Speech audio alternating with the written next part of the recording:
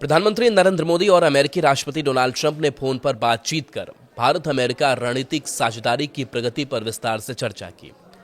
दोनों नेताओं ने माना कि दो बड़े लोकतांत्रिक देशों के बीच तेजी से मजबूत होते संबंध वैश्विक राजनीति में अहम भूमिका निभा रहे हैं।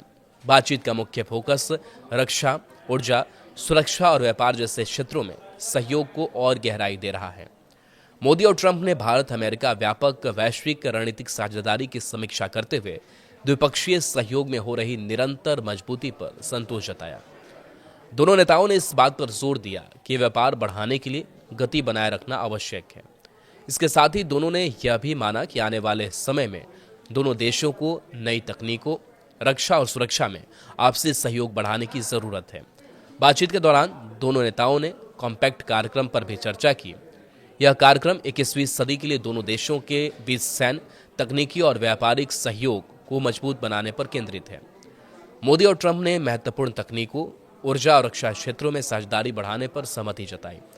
उन्होंने माना कि इन क्षेत्रों में सहयोग दोनों देशों के हित में है। दोनों नेताओं ने क्षेत्रीय और वैश्विक स्थिति को लेकर भी विचार साझा किए। बातचीत में वैश्विक सुरक्षा, आर्थिक स्थिरता और सहयोगात्मक ढांचे को आगे बढ़ाने पर जोर दिया गया।